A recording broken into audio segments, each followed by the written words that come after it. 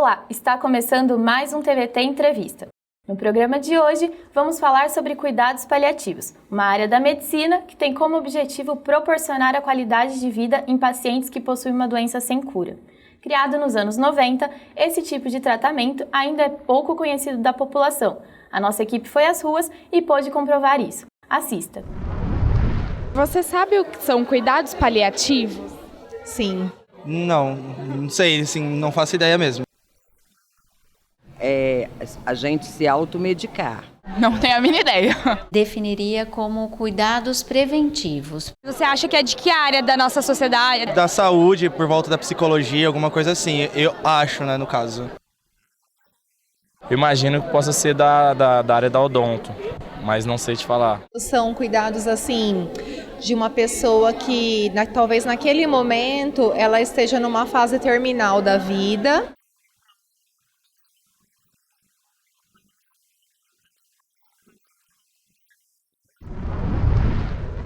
Para enriquecer o nosso debate, convidamos Rodrigo Éboli da Costa, formado em Medicina pela Universidade Federal do Rio de Janeiro e atualmente faz parte da equipe de cuidados paliativos do Hospital das Clínicas de Ribeirão Preto.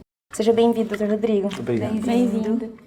Rodrigo, como nós vimos no vídeo, muitas pessoas ainda desconhecem esse tema. Como podemos definir cuidados paliativos? Alguém acertou no vídeo? Não, pelo que eu lembro ali, não. Cuidados paliativos na verdade, não só da medicina, uma área da área de saúde que tem como foco melhorar a qualidade de vida de pacientes, mas também com preocupação com a família, porque a gente sabe que a família sofre muito nesse momento. Mas de pacientes que estão portadores de uma doença crônico-degenerativa e que não tem cura e numa fase mais avançada dessa doença.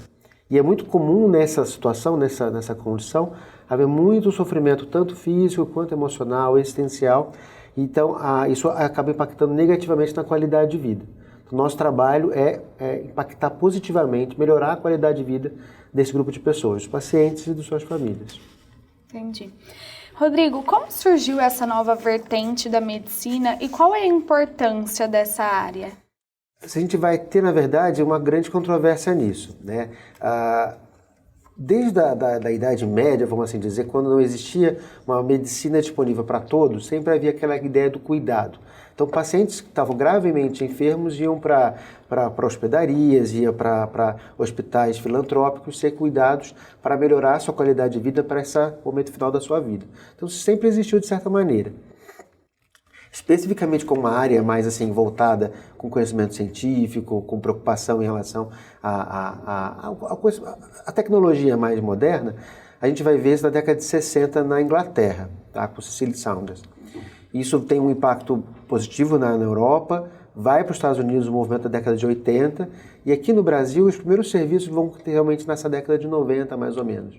Então tem o Hospital dos Servidores do Estado em São Paulo, o Instituto Nacional do Câncer, onde eu até me formei, também já fazia já uns 30 anos, 40 anos atrás, já tinha esse tipo de cuidado, né? Aqui no Brasil é mais recente. Que profissionais trabalham com cuidados paliativos? Existe algum treinamento para trabalhar nessa área? Todo profissional da área de saúde tem sua importância dentro dessa atenção de cuidados paliativos. Então, o médico vai cuidar da parte mais medicamentosa, do controle de sintomas, avaliar que o paciente está realmente mais grave ou não, mas todo profissional da área de saúde tem sua área. Então, tem uma equipe de cuidados paliativos vai ser composta por enfermeiros, psicólogos, terapeutas ocupacionais, nutricionista, fisioterapeuta, até pessoas que não são da área de saúde, por exemplo, um padre, um capelão, um pastor, um capelão, tem sua importância dentro da equipe de cuidados paliativos. E sobre a sua pergunta se há algum tipo de treinamento específico, com certeza sim, né? A gente, dentro, por exemplo, da formação médica habitual, isso não é muito bem colocado na formação, há uma grande defasagem nisso na formação atual dos médicos aqui no Brasil. Então, para que haja uma especialização nessa área, tem que haver todo um treinamento assim, voltado para esse tipo de conhecimento específico, né? E das outras especialidades também. Sim. Existe alguma resistência por parte do paciente ou da própria família com relação a essa abordagem? Existe sim, por conta desse mau entendimento que as pessoas têm em relação ao que é cuidados paliativos. Geralmente as pessoas entendem cuidados paliativos como um cuidado ao final de vida, onde o paciente não tem mais nenhum tipo de possibilidade, onde você vai acabar suspendendo tratamentos que poderiam modificar a doença, uma quimioterapia, e eles compreendem como vamos dizer, uma alternativa a não tratar, né? Como se fosse não tratar. Então, por base dessa falta de conhecimento, dessa informação equivocada, há resistência sim. Então, muitos pacientes, quando são encaminhados para nossas equipes de cuidados paliativos, sequer vão à consulta, ou então faltam, por conta dessa falta de conhecimento. Mas, ao mesmo tempo, quando começa, quem conhece um pouco do que é, quem já passou por um outro familiar, geralmente pede para que seja encaminhado o mais precoce possível, porque percebe aquilo ali como algo que não impacta necessariamente nas outras linhas de tratamento, tratamentos curativos, modificadores de vida, de doença, mas também vão impactar possivelmente na qualidade de vida. Porque cuidados paliativos, ele anda em conjunto com as outras medidas para tratar a doença de base. E quais são esses cuidados dados aos pacientes? Bem, todo qualquer cuidado voltado para um paciente com necessidades especiais, quando está com muito sofrimento físico, emocional, existencial, a gente está envolvido. Então, vou falar da parte médica, por exemplo. Medicações para aliviar a dor, medicações para aliviar a falta de ar, medicações para melhorar algum tipo de queixa, por exemplo, como fraqueza, a gente vai abordar aquilo ali. Né? Da parte da enfermagem, questões de cuidado, questões de autocuidado, capacidade de realizar alguma atividade dentro de casa, mas a questão, assim, aí tem a psicologia dentro das questões para melhorar a questão emocional do paciente, né? Então, cada profissional vai ter esse tipo de atenção. Eu gosto sempre de dizer que não é muito diferente do que a gente deveria fazer no nosso dia a dia.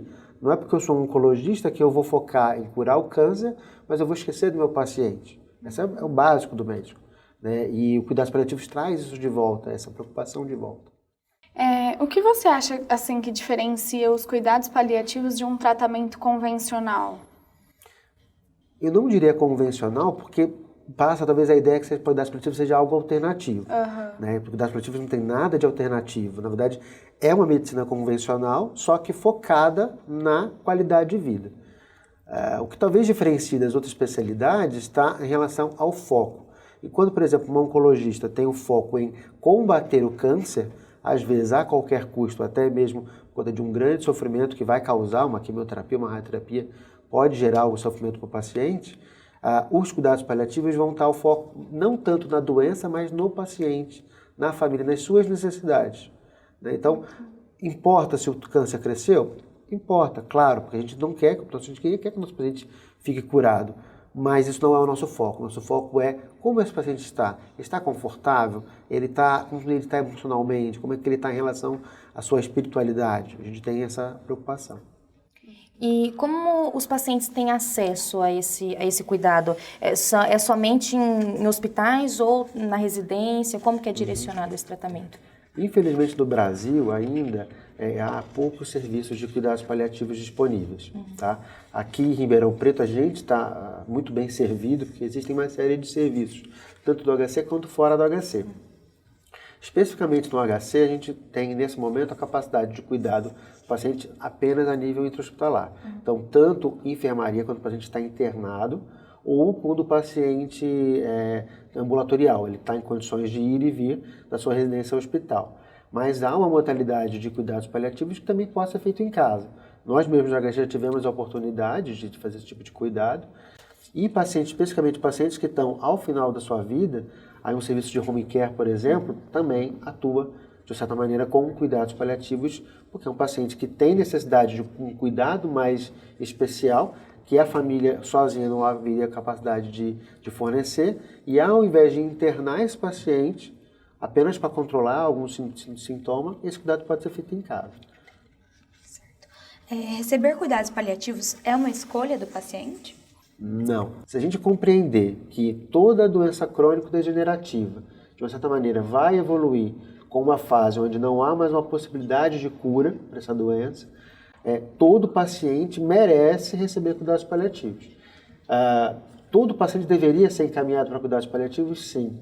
Às vezes a gente gosta de dizer até muito mais precoce do que a ideia de, não, agora ele está incurável.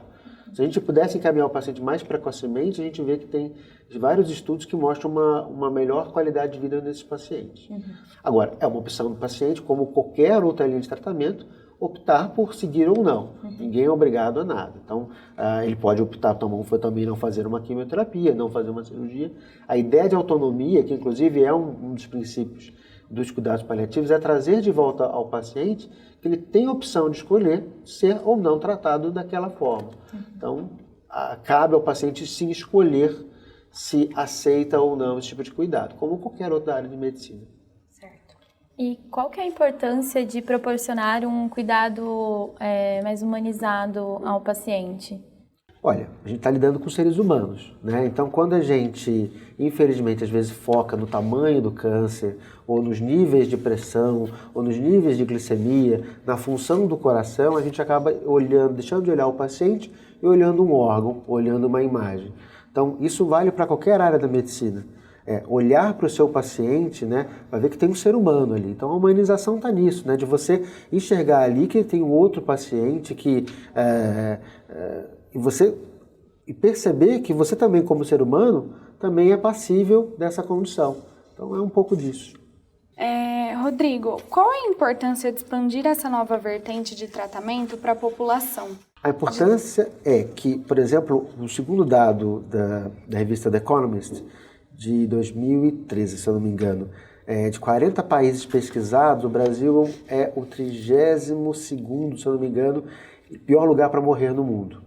Porque a falta de serviços, a falta de opções de cuidados de uma boa qualidade nessa fase de vida. Então a importância é de você não só oferecer para o paciente uma oportunidade dele ter a doença dele curada, né, ou controlada, mas na impossibilidade, se isso falhar, porque é passível de falha, existir uma outra opção terapêutica para ele, que vai proporcionar a ele a melhor qualidade de vida possível para que ele vivencie essa fase de uma maneira digna.